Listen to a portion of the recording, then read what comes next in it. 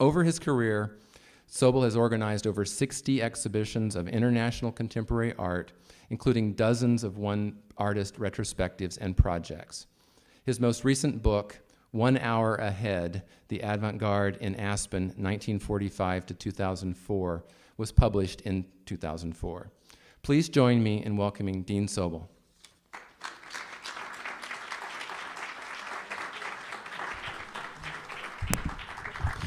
Thank you very much for that introduction, and it's really a thrill to be here. The Ulrich is one of those museums that we all know about, but I actually had never seen it before this afternoon. And I, of course, miss seeing the Muro, but I'll be back in 2016, I promise. But what I thought I would do is, why don't I start by saying that you shouldn't feel bad if you haven't heard of Clifford Still. Probably, and certainly when I started with this project in 2004, far fewer people had heard of Clifford Still, but probably no other artist did as much to make sure you hadn't heard of him, at least until we opened in 2011.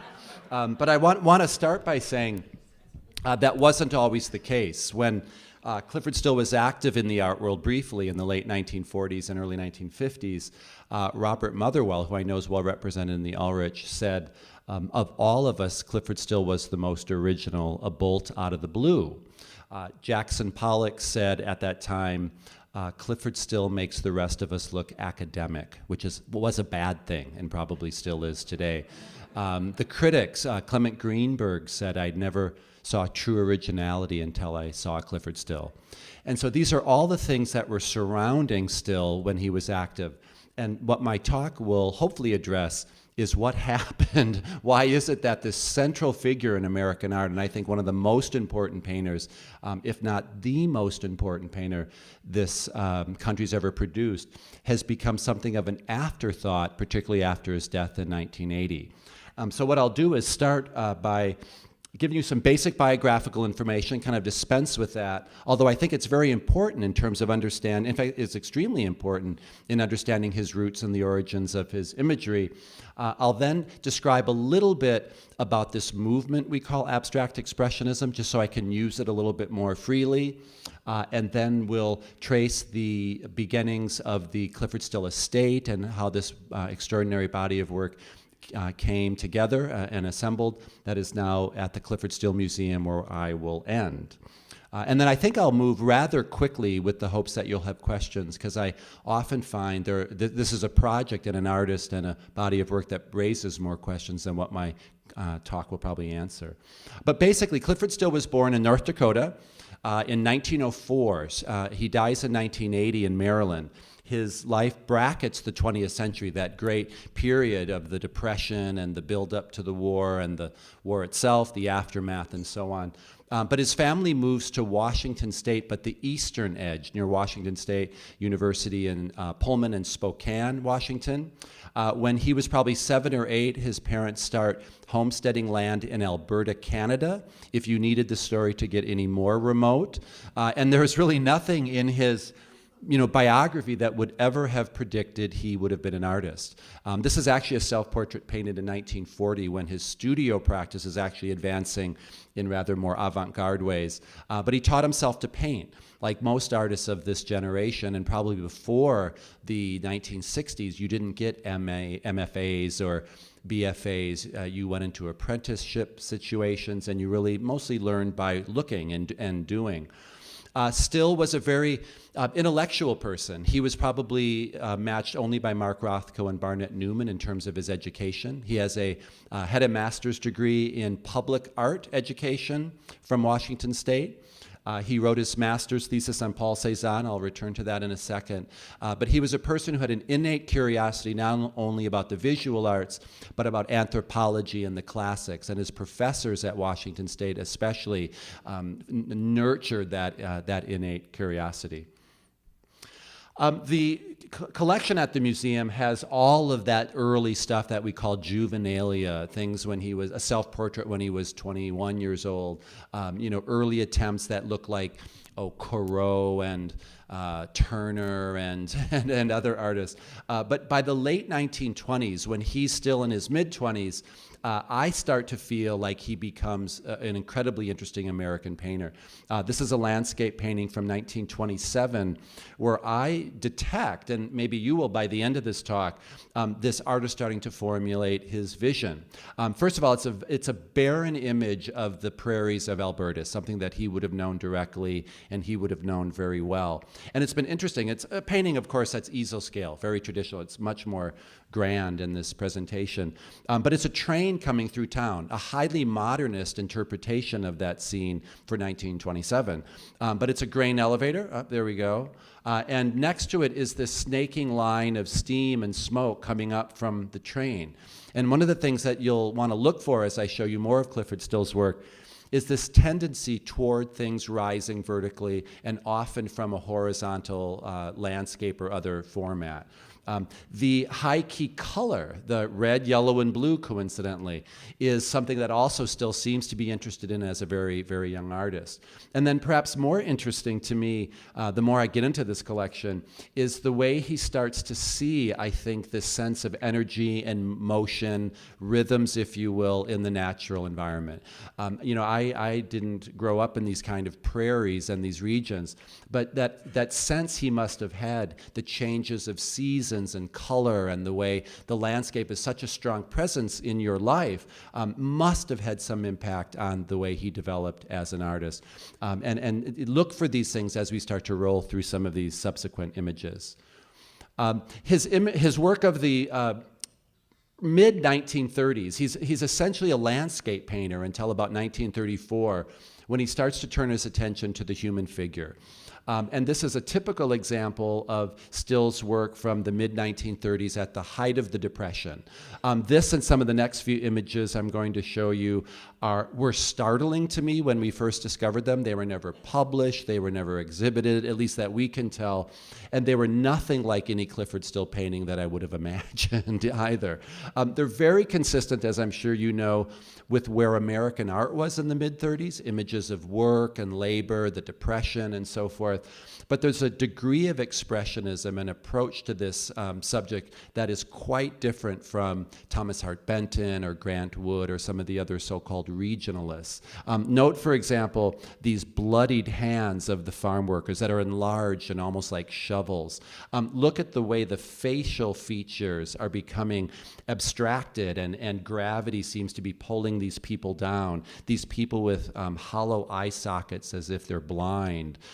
And then this interest in the figure style is exceptionally dystopian, something that is much more negative than what we see in examples of other, mid-20th century American artists. And I think that's, or mid-1930s American artists. And I think that's one of the other, if I could suggest, contributions the Still Museum is making and this body of work is making, is just giving a fuller view of what we know of Still in the mid-1930s. Still, again, was highly educated. He was a teacher at Washington State after he graduates in 1935. He'll stay in Pullman, Washington until 1941. So he's exceptionally well educated. We have his slides and we have his lecture notes and all these things. He would have certainly been aware of the Jean-Francois Millet painting The Gleaners of the mid-19th century. This is a Clifford Still from 1936, I believe, on the right. Note the red, yellow, blue in the three women's caps, and also note that tendency of red, yellow, blue to pervade a lot of these early images. And unlike the Millet, which was probably in a nutshell a kind of devotional image, a sense that hard work will get you a higher place in heaven, if you will, I don't think Clifford Still sees any of that. He sees work as taking a physical toll on these individuals, again, these elongated, emaciated figures. But more interestingly, I think he starts to recognize the toll on these people and their interior worlds, their minds, their souls, and so forth. Like the Millet, I think in many ways Clifford Still is correcting art history. He also would have been aware of Grant Wood's 1930 masterwork, American Gothic. It was a famous work of art right out of the chute. It was shown at the Art Institute. They acquired it shortly thereafter. It was in magazines during the Depression. But again, look at how Grant Wood in Iowa, where he probably has to go out and examine these farm people from a more distant perspective. Clifford Still knew it quite differently. And I can't get the sense, both in the Millet, both in the Grant Wood and others, that Clifford Still is trying to show us a more true and more honest representation of farm work. Very quickly, his style begins to develop. Again, I don't know how many of you follow mainstream American art, but I would never have imagined that this was a Clifford Still. From about 1937, so again, he's moving very, very quickly. This is a group of farm workers taking a rest, like the other image, holding some of the harvest and tools of their trade. Look at how the musculature and anatomy is starting to break apart, these rib cages. Note these motifs of the heads. These are going to be abstracted even more, and I'm almost trying to give you the clues of what to look for as we look at his advancing style. And then even more remarkably, and I think this again is important, the way these figures are all congealing into a kind of single interlocking mass. And the landscape, I think, is part of that too. They are all kind of being composed as one.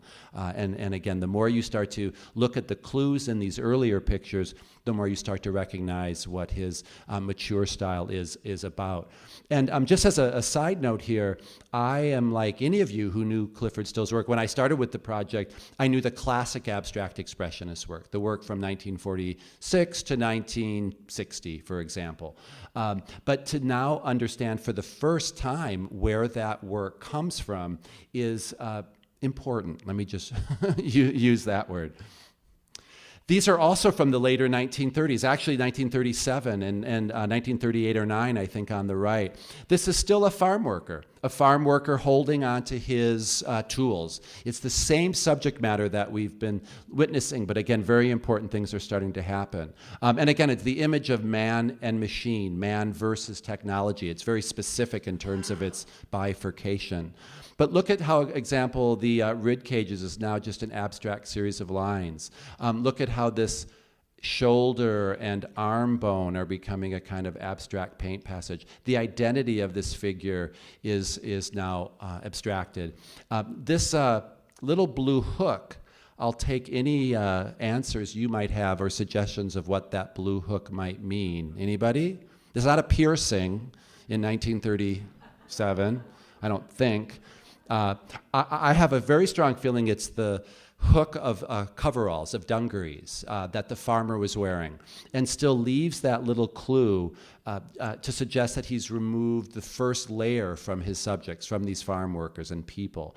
But obviously by this point, he's also taking away skin, and you're seeing into these figures and their bodies, and that idea of the interiorness of these, I think, starts to be very key to Still's development. And then lastly, too, look at how the interior world of this farmer, of this man, is now being expressed through these swirling fields of umber and white paint. Interestingly, by the later 30s, and I'm going to start to hopefully challenge you a little bit, this is the same subject. I don't know all of what I'm looking at in that painting, but I think these three dots relate to machinery. And some of you probably know better. I've walked through the Clifford Still Museum with farmers and people familiar with this to help me identify what some of this stuff is. But I think it's, again, highly abstracted. The handles and the machinery are merging now with landscape and figure. This idea of the figure is now, I think, expressed through lines and profiles. I think he'll start to take that line and pin it to color field backgrounds in his later work. But all of this is starting to become the road maps, the legends for his mature work. This is a very important painting on the left that's in the Peggy Guggenheim collection in Venice. I'll return to her in a second, but she was an art dealer in, well, New York just during the war. She had built most of her collection in Europe. And as extraordinary as this painting is, and if I would try to describe to you what we're looking at, it's probably rising shafts of wheat or heat rising up from the ground. This red sun moon disk is probably something relating to nature, although we have our own theories. It could just be a button enlarged very large. And then what seems to be, again, a figure, but not a figure in the representational sense, but one that's even merging away from humanism. It's now a kind of lizard-like or reptilian kind of form, shrieking up to the sky. And as wonderful as this painting is, I show the Picasso 1929 and the Giacometti to show you that he still is, in essence, still somewhat behind the development of what European modern artists were doing at that time. But then that will change. Whoops. There it is. That will change almost abruptly. This is a 1944 painting that's actually in the Museum of Modern Art in New York. We have the first version of it at the Clifford Still Museum. But I would ask you to consider that this picture, which is about 7.5 feet tall by about 5.5 feet wide, is, first of all, the first abstract expressionist painting you can point to in the canon of American art. The other consideration is that this painting, unlike the previous image, is devoid of any influence from European modernism. There's no vestige of Picasso. There's nothing of surrealism or Matisse embedded in this image. And it's this kind of art that Robert Motherwell was talking about when he said not only he's the most original, a bolt out of the blue, but his quote continues on to say, all of us were still working through figures and Clifford Still had none. That idea that Still breaks through and represents this breakthrough to a expressionistic abstraction that the other abstract expressionists won't get into until the later 40s or in some cases the very early 1950s. Now, this isn't a classic Clifford Still. I mean, it looks a little bit more like Still if you know the work, but he still hasn't developed his signature style. But what I think is remarkable is the deliberateness of this image, the fact that there are two versions of it and a drawing that was from 1943 that led to this series of two paintings. I say this often, I don't know what this painting is about, but it's about something. This is a generation of artists that wanted their paintings to have content, subject matter, and meaning. Mark Rothko said, there's no such thing as a good painting about nothing. And so, the deliberateness of these two jagged forms almost attaching themselves to this line, which, by the way, again, is what I was expressing earlier. These things tend to be lifted out of those earlier pictures and just pinned now to these enormous fields of paint. By this point, he's using palette knives, no longer brushes. We'll pick this up a little bit later. So he's essentially troweling the black paint onto the surface to create these incredibly expressive backgrounds and so-called fields of color. This is a 1945 painting that's at the Albright Knox Art Gallery in Buffalo. They were given a group of stills by the artist in 1964. They showed them in 1965 as a group where they now remain. And I'll show it now to you with that earlier Peggy Guggenheim collection image to show you what still needed to do to break through.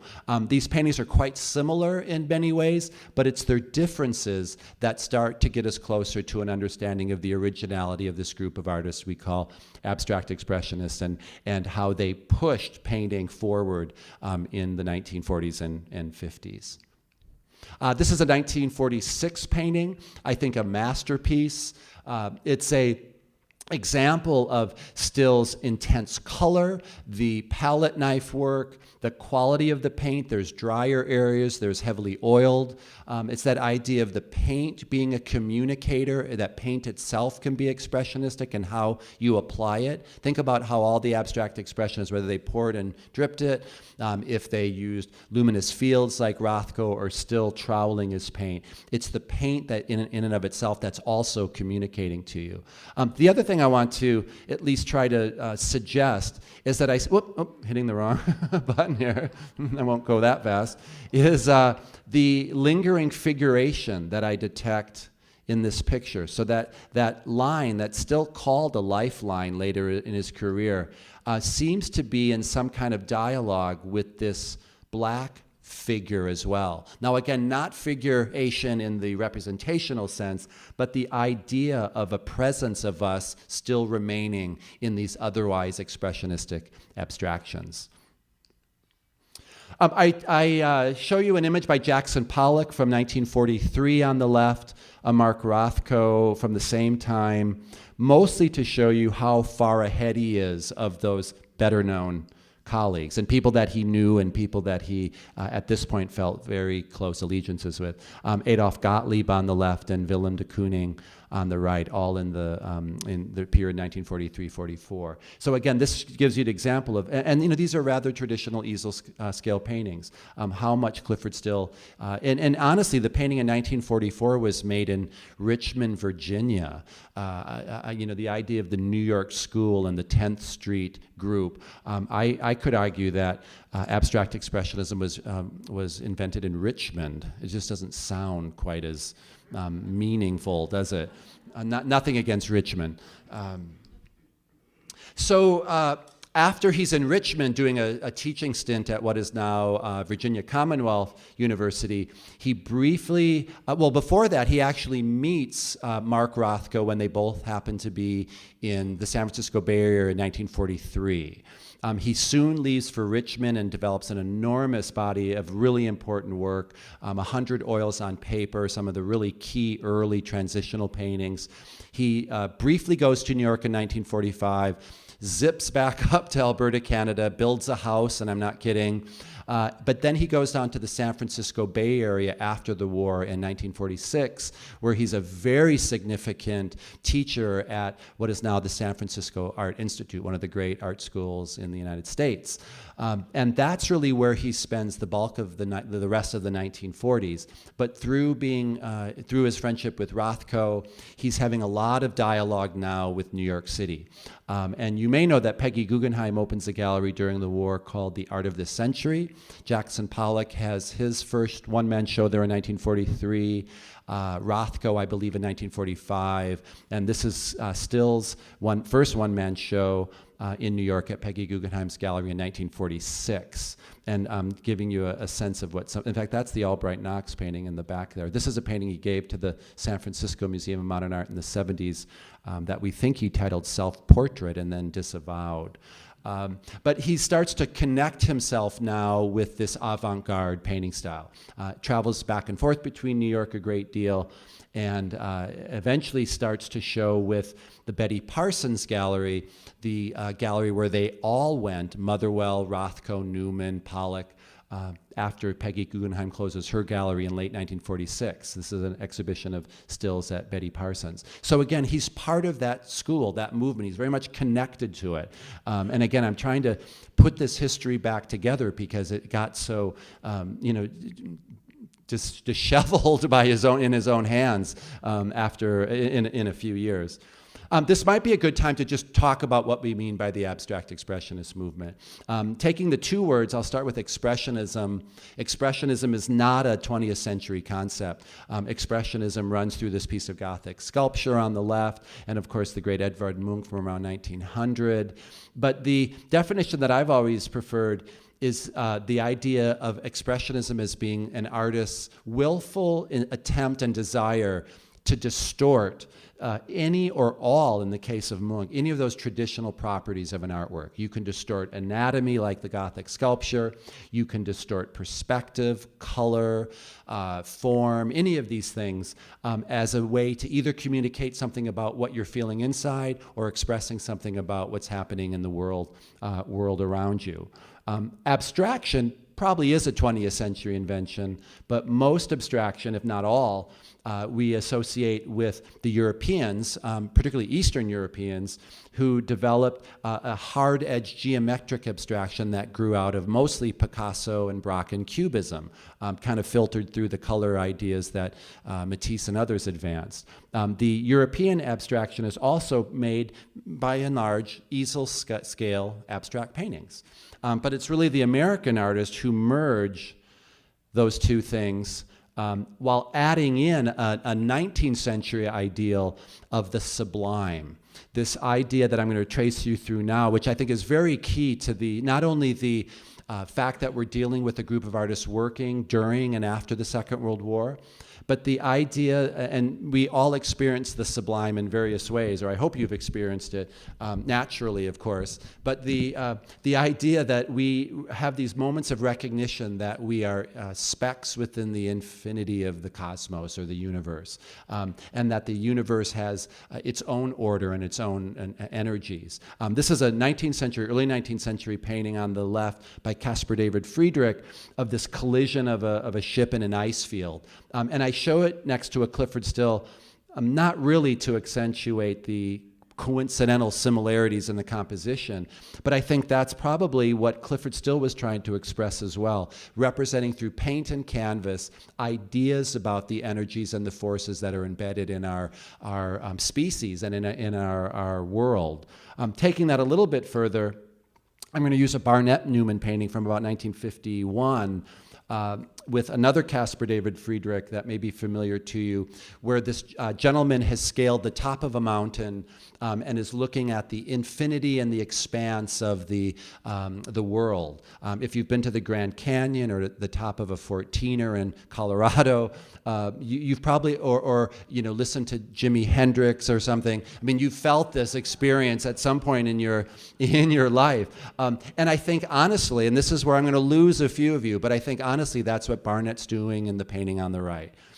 The 5, it's hard to detect, but there are 5 vertical zips, he called them, running through this painting. Newman called them zips, so they weren't just stripes. And Newman's intention was that they represent a presence that is occupying this vast infinite field of paint here in red. Newman titled this painting in Latin Ver Heroicus Sublimis, man heroic and sublime. Another example that they wanted these works to be filled with content and narrative and have the great themes of art history. And so what I would suggest to you here is that these artists are painting, in essence, many of the same ideas, but they are separated by 125 years. A new painting for a new age. This primitive aspect is also, I think, significant. Still came in contact with Native American Indian art in Washington State and northern or southern Canada. There were a number of exhibitions that were investigating the art of other cultures and time periods. And it seems to permeate these American artists' practice. So back to the Jackson Pollock she-wolf on the left, I think you can see aspects of figuration. There's like a winged headdress here, a lance being pushed into this so-called she-wolf, and other elements that suggest figuration. Also, the David Smith sculpture looks like something more appropriate to a science or history museum than to a typical work of art. And I think what they were trying to do here were a couple of things. One, I think the role of European modernism, and particularly Picasso and those giants of the pre-World War II era, were people they had to, one, work through, like they all did to various degrees, but then they eventually had to get them off their backs. They were albatrosses. And I think what they started to discover in the work of other cultures at other time periods was a key that became very important to them. And I think when you look at, this is Mark Rothko, again, Louise Bourgeois, and then Adolf Gottlieb. When you look at a Native American totem pole or an Indian, blanket, or oceanic sculpture, African tribal art, and so forth, they're loaded with little signs and symbols of things that we don't know what they mean exactly, or I don't, but I know they have meaning. And I think this idea of abstraction as being a holder of meaning is an idea that these abstract expressionists all take up on to various degrees. The other point I want to make about abstract expressionism, and this is significant, I think, for Clifford Still, is that they got pretty famous pretty fast. This is a Life magazine story, I think from 1949, featuring just Pollock, but you probably know the infamous Irascibles image where I think it's 17 of them are gathered in a group image that was shot in 49, but then photographed or published in Life in 1950.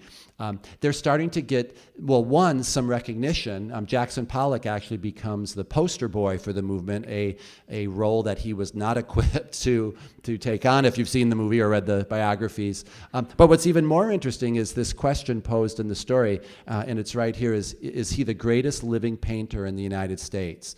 Now remember that this was a mass circulation magazine. It was something that they didn't just get in New York or in art circles, but it was something that was being broadcast out to, I'm from Wisconsin and in Kansas, it was going everywhere. And so I think initially this is basically, is he the greatest living painter in the United States? But at the same time, it's pushing this idea of the Americans having a role in this 20th century advancement of the medium of painting. The other point I want to make, and it's a quick one, but it's worth its own lecture, is Pollock's positioning himself as this kind of Jimmy Dean, Marlon Brando, denim-clad, paint-splattered, cowboy boot-wearing, mythic American rebel. I think if you go through the halls of art schools today to various degrees, the hair color's different. That's still how artists after the Second World War seemed to position themselves. Unlike in many cases, artists they had various roles through the history of art. But this idea of a defiant-looking Pollock smoking a cigarette and almost the political act of wearing denim at that time was all probably calculated by someone like Jackson Pollock. And then, of course, just how people would have received these images, these, advancing poured and drip paintings by Pollock would have been incredibly difficult for people to understand, let alone consider to be serious art, let alone great art.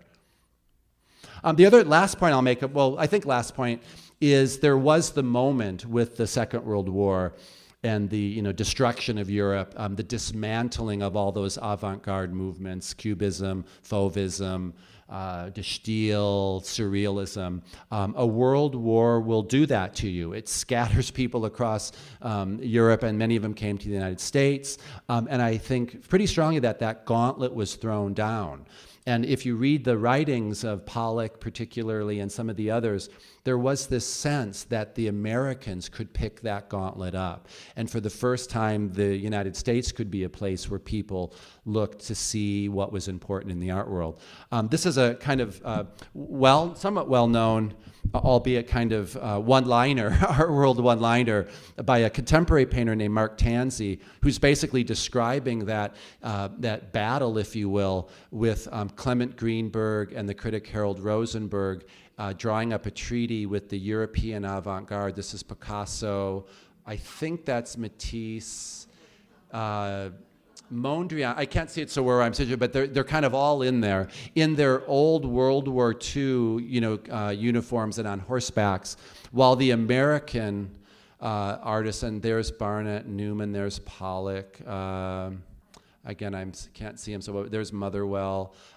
They're in the up-to-date World War II tanks and things. And it's this idea, as truthful as it is, one that you have to take with a grain of salt. But and not to digress too much, there's been a whole field of study to understand how the abstract expressionists not only became popular, but became co-opted by the United States Information Agency and others, John D. Rockefeller, for promoting American values and freedom abroad. If you could imagine such a thing in the art world today, sending Kara Walker across the ocean and having her represent what we are.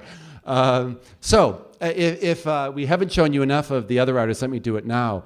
But also as a definition of abstract expressionism. One is the monumental scale they all seem to adopt. Paintings were no longer things you walked up to and peered in and wondered what it was like to be in, but they became environments. Clifford Still's paintings are routinely 9 by 13 feet. Barnett Newman and Pollocks would get even bigger than that. There's also this all-overness, the idea that there's no center to these pictures in many cases. The idea that your eye continually searches around to find an image. This idea of how they work the paint, whether it's poured and dripped, de Kooning's rather masterful, almost old-world gestural style in figures and quasi-landscapes. Franz Kline, who I think may be the most prototypical abstract expressionist in terms of at least what popular culture thinks, these big masculine brushworks with big 4-inch brushes that show the evidence of an artist, a man at work, and I use that word somewhat intentionally.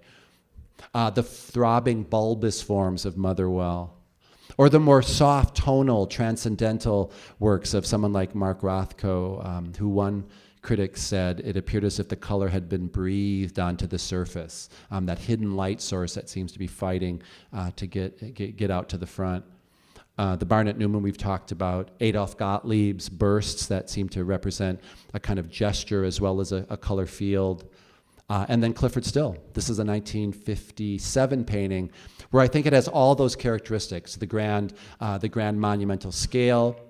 You can't see it in this picture, but the touch of his palette knife is quite specific and quite recognizable when you see these paintings in person. The fact that the center of the picture is essentially devoid of any imagery. It's a field of black paint. Still's imagery is often quite specific. You have that vertical, what he called lifeline, happening a few places here. But often, again, just like I said at the beginning, things seem to be rising up vertically from horizontal formats. Here's Clifford Still from around 1950. Another 1957 painting. Often little highlights. Look at this little hit of blue. It's a painting we show almost all the time. Another hit of orange. It's not the exact same color. Things happening and appearing at edges. Another common, this is an orange coming down from the top and a little gray patch or two that are constantly surprises as you overlook these vast fields of paint. And then white and bare. This is actually white paint next to bare canvas. The idea that emptiness and void and pregnant pauses in speech or rests in a musical score, that anticipation of nothing happening that I think Still does so masterfully. He said a lot of things. I think instead of my words, you should really turn to him. He acknowledges that his paintings have this verticality, the vertical necessity of life. And that was a characteristic of not only his work, but of his life. That idea of standing up vertically and marching through the earth. We are vertical when we're alive, and when we fall dead, we become horizontal. And he even says it, behind all my work lies the figure. What does he mean when we see an image like this? And it's not a figure in the scene world, it's the idea and the essence of a figure of us that are implied in his art. And then lastly, this is the one that suggests he doesn't want to have art for art's sake. He's not interested in just color or texture or shape or form. He wants them all to fuse together into a living spirit. And then to show you some of these images now, again, I hope you can see that a little more clearly. Even the coloration is rather similar in these two paintings separated by about 10 years. But look at this lifeline and its role in this painting and how it seems to relate to the way he describes a figure in that 1937 painting. Or here's three more. The figuration I think we can all detect, although somewhat abstract. This image from about 1940, rib cages and what seem to be necks or some aspect of humanity. And then the painting I showed you earlier, I think they are all connected in interesting ways. It's important now to turn our attention back to the story of Clifford Still, some of the biography. In 1951, Still writes a letter to his then dealer, Betty Parsons, basically saying that he's no longer going to exhibit his work publicly. Now remember, this is 1951. It's just at the moment where he can finally sell his work, probably pretty well, maybe $5,000 or $10,000, which was a lot at that time. But he starts to sense that everyone wants a piece of him. Critics are saying things about his work that he doesn't agree with. Curators and museum people are making connections with his work and his colleagues that he doesn't think are authentic. And he basically decides to step out of all that. He moves, I forgot to mention, he moves to New York in 1950, and that was a pretty dramatic gesture. And within a year, he's telling his dealer, I've had enough of this. And so what happens, and I think this is a very important way I want to describe it, is that this isn't him believing he's the best or that he's too good for the art world. He just feels strongly that what he is doing is important, that it has meaning, and that he doesn't want other people to mess it up. And so he stays in New York for the 1950s. He doesn't leave New York. His children talk about he loves baseball and the museums and opera and music and so forth. But he starts to be very selective about who gets to show his work. From this point forward, he's the curator of all of his exhibitions, probably writes all of the text, either acknowledged or ghostwritten. And he sells to only those opportunities that, or gives away his art to only those opportunities that he sees fit. By 1961, he moves to Maryland, thus removing himself even further from the art world. As I've said before, that's as far as you have to go to remove yourself from New York. And this is an image of Still leaving his barn studio in Westminster, Maryland, probably stopping for lunch or coming at the end of the day to the main house. But this image of isolation, his daughter took this picture, I think is very poignant in terms of what his life was like in the last 19 years. His work changes in really interesting ways. Now, there's examples of bare canvas and some of the things I'm going to say in the work of the 40s and 50s, but I do sense, like in all artists, there is a late career. Like the early work, the late work is not particularly known at all. So these two bookends that we're still trying to understand and discover. So the work seems to be lighter. I think forms tend to billow apart. There's an opening up, if you will, of those pictures. This is a very late painting, 1977, where probably 80% of the canvas is without painted marks. That in many ways they feel like a synthesis of what he had been trying to do from those very early landscapes and farm pictures. This is an important image. Some of you may know who William Reuben was. He was, in my view, the most important person in the art world in 1969 and the 70s. The head of the Department of Painting and Sculpture at the Museum of Modern Art. William Reuben's asked, they've been having a correspondence about a forgery, but at that same correspondence, he wanted to see a photograph that Still had shown at an exhibition that he was part of in New York, and Still tells Mr. Reuben that he cannot have that photograph. He wants them all to remain together until it can be reviewed in the full context with his work. So by 1969, it's pretty clear he's already thinking about the idea of a single artist presentation. In the last year of his life, in 1980, he is honored with a one-person exhibition at the Metropolitan Museum of Art in New York, the greatest art museum in the world, probably. Very few living artists were ever given that opportunity, and particularly in the late 70s, and were never given a show this large, just with 79 paintings, all from his own collection. It didn't get the best reviews because of some of you may know, and the artists in the room, cover your ears, artists aren't always the best curators of their own work. It was very heavily weighted toward the Maryland period. He didn't borrow any of the great things that he had given to Buffalo or San Francisco. But it's significant to show you how high his star was at the end of his life. He dies in 1980 of colon cancer. His wife, Patricia, on the left, second wife actually, is the executor of his estate.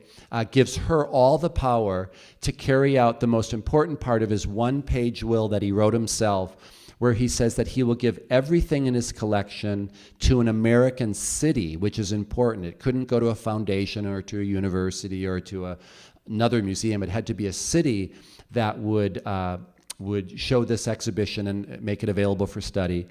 And the part that wasn't so clear at this time and wasn't even very clear, isn't even clear to me today, is that this turned out to be 95% of everything he made. 825 paintings from all periods, about 2,000 works of art. It's actually about, or works on paper, it's actually more like 2,800 works of art. We keep finding more things, mostly drawings. 3 sculptures that he saved, some photographs he took during the 20s and 30s, and then his entire archive. So every letter, every paint tool, every library book, every record, every piece of clothing we have. It's the most intact body of work of any major artist. You couldn't find in any other century this much of it kept together in, for one purpose in one place, other than King Tut, maybe, 30,000 years, or how many years ago that was. But I say that very specifically because he made a number of sacrifices, and this idea in the 21st century of seeking out fame and fortune. If you know that his relationships with Rothko were jeopardized by, and Pollock for that matter too, those artists chasing after that flame. And in many cases, Pollock and Rothko ended their lives probably most in suicide, and the way that art world kind of destroyed these men, and still ultimately I think proved to be right. He devoted his energy to exactly where it should be. No reality show for him had there been an opportunity, and he just devoted it to his art. But what happens after his death is the estates, particularly of all the other abstract expressionists, are very active in getting the work out there. I think your Motherwells come from the same place we got Motherwells in Milwaukee, is his estate was directed to disperse them widely across museums around the world. The Met and other MoMA were beneficiaries a lot of the Pollock Krasner Foundation. They got major things at that point. What really happened, and the reason you don't know who Clifford Still is Mrs. Still, for whatever reason, locked it all up after his death. No one saw it until the Clifford Still Museum and the Denver contingent started to deal with it. And that is a pretty good way to assure relative obscurity at a time where Jackson Pollock has Academy Award winning movies devoted to his life story, and major retrospectives by Rothko and de Kooning are happening every few years. It's a very different way in which those estates and foundations were handled. So our mayor, now governor, John Hickenlooper, there's a much longer version of the story, but I want to get to your questions, visits Mrs. Still. We understand from the lawyer, Mrs. Still's lawyer, that there were 19 serious inquiries to the estate, and 2 by Denver. There was actually one that I won't tell you about in 2000 under a different mayor, but the mayor at that point, John Hickenlooper, convinces Mrs. Still, who's now in her mid-80s, that Denver's the place for this museum, and she agrees. We acquire a piece of land, actually 3 parcels of land, right next to the Denver Art Museum's new Daniel Libeskind designed Hamilton edition. This is the Michael Graves Denver Public Library, the Gio Ponti original Denver Art Museum building. So there's this wonderful campus. We call it the Civic Center Cultural Complex that we were able to join. And mostly because the Denver Art Museum had started buying up land on Bannock Street, and they sold us 2 of the 3 parcels so that we could park ourselves right next to them. A very important part of that story. Having this museum, anywhere else in town would have made it more difficult. So there's the building. This probably would have been 2009 or so while we were doing fundraising and program. That's the Denver Art Museum behind it. During this period, we're conserving and examining parts of the collection. Most of the collection was on rolls. Here's one that was taped with masking tape on the outside of the paint surface by Still himself, no doubt. And so that work continues. Of the 825 paintings, only about 300 are stretched right now. I mean, it's a lot of work, but we still have 500 more to go. And so it will take many, many years for us to work our way through this. I'm not complaining, by the way. We demolish the building, of course. We hire an architect, Allied Works Architecture from Portland and New York, led led by a guy named Brad Klopfel. He immediately devises a scheme that, first of all, is a much simpler kind of, traditional modernist structure next to the forceful architecture of the Denver Art Museum's two buildings. He puts in a forecourt of trees, and so this building is kind of sheltered by foliage as well. Concrete makes up the structure and the exterior skin as well. It's a very innovative custom forming technique that he used. Here is the building set against the Denver Art Museum in the evening. This was just when we opened, so those trees just went in. And I'll just finish with some of these images of the completed building, which is in fact, again, this realization of Clifford Still's lifelong wishes. The texture of the concrete is quite extraordinary when light rakes against it, inside and out. There's a lot of different textures and nuances. It looks very different at different times of the year under different lighting conditions. That's actually cedar wood that screens one of two forecourts, so those little outdoor spaces that you can access as you're walking through the galleries. Each of the 9 galleries have different proportions for ceilings, different ways in which light is brought into the building. And this was the second room of the first installation. I think I showed you that painting and this one and that one. So we're in the kind of later 1930s here. By the 4th gallery, this is actually the 6th gallery, the concrete ceiling, which is cast in place above the galleries and below skylights, change the quality of light, and also the ceiling heights rise in proportion to the advancing size of the collection. So it's a very responsive architecture to the kind of art that we show. The drawings are generally shown in this, again, lower level without natural light, but this is an example of some of his drawings. These were all made in Virginia in 1943, but you really have to come to the museum. There's the 3 sculptures, by the way. This is the later 1950s. And I'm done. Almost on time, sorry.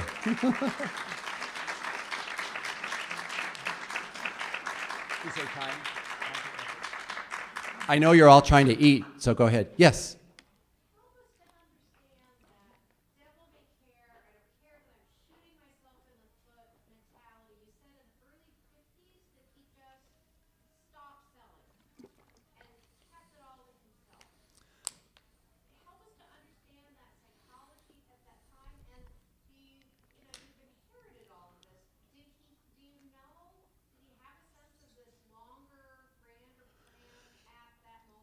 I don't know exactly what was going through. Well, I know a little bit about what was going through his mind. I think by virtue of the fact, the terms of the gift, I feel he must have known would be difficult for a lot of, although museums were different. I think, honestly, and you would all know this too, that I think at that time, as Will was written in the 70s, a city would have just funded it.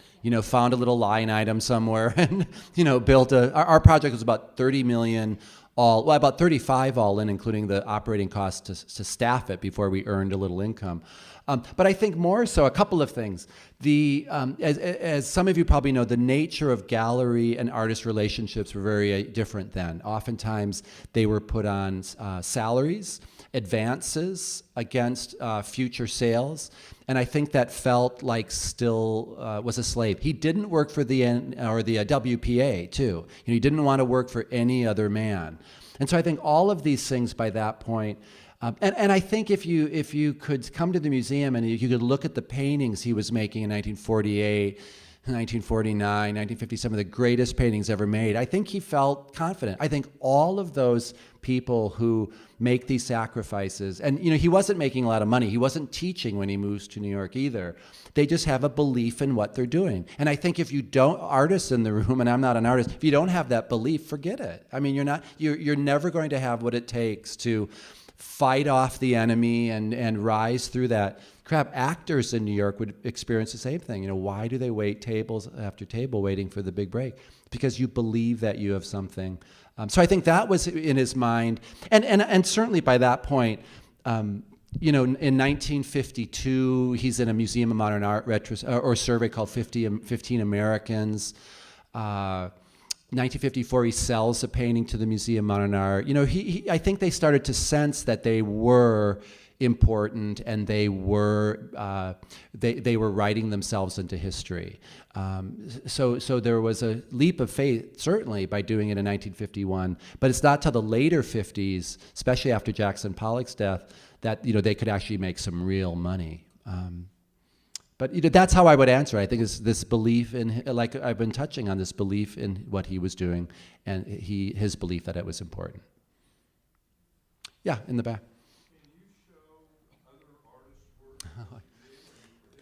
I can go back to well, let me, I'll do this very quickly. It's pretty clear that this is a museum for Clifford Still's work only. The only way it comes up in the will is where he says, sorry, this is dizzying, I realize, it's probably not worth it. These works, exclusively for these works. Now, when he gave these big 30 paintings to San Francisco and 30 to Albright Knox, they were with the same restriction, that they could only be shown with each other. You didn't have to show them all. You didn't have to show them at all. But if you were going to show them, they couldn't be blended with other artists. If you've been to the Clifford Still room at the Metropolitan Museum, there's 10 paintings in that room. They've been up since the mid-'80s. There's a big David Smith sculpture in the middle that is an absolute violation of the gift terms, and I don't know what to do about it. I mean, you know, I don't want to be the bad guy. But it's all, if you know this room, this David Smith is an absolute abomination of any sensible museum design. It's just this big bull in a tea shop. But I digress. Thank you. Thank you very much for your patience. I'll be at dinner if you have more questions. And come to Denver. There's nothing like seeing the buildings or the paintings in person. So thank you.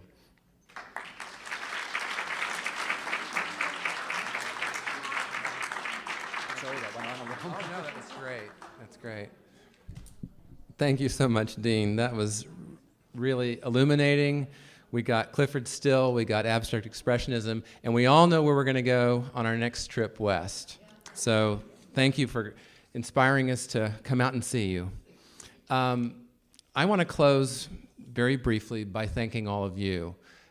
You are the Salon Circle, and as such, you are major contributors to the Ulrich Museum and our programming activities. We all know that we gather several times a year to enjoy camaraderie around exploration of contemporary art.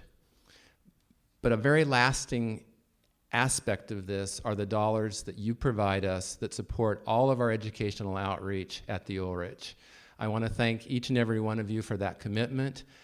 We look forward to continuing great series. I have the pleasure of inheriting a great series this year, and we're already talking to Sonia about some ideas for next year. So our next Salon Circle is in 4 weeks, where we continue to look at variety as the spice of life in contemporary art museums, and we're going to enjoy a conversation with Jeremy Strict, director of the Nasher Museum in Dallas. And Liz and I both had the pleasure years ago of eating at Ray and Patsy Nasher's house while they were collecting, and you know, they're extraordinary collectors of contemporary sculpture, modern sculpture, and that is one of the truly great treasures in the United States as well. So 4 weeks from tonight, we'll be back here, the same format. Now, for those of you joining us for dinner, you know that Carolyn crosses every T and dots every I, so she's asked me to remind you that this evening we have open seating, and that if you would go over and be seated right away, and they'll be coming around to the tables with wine, and we'll get the dinner underway.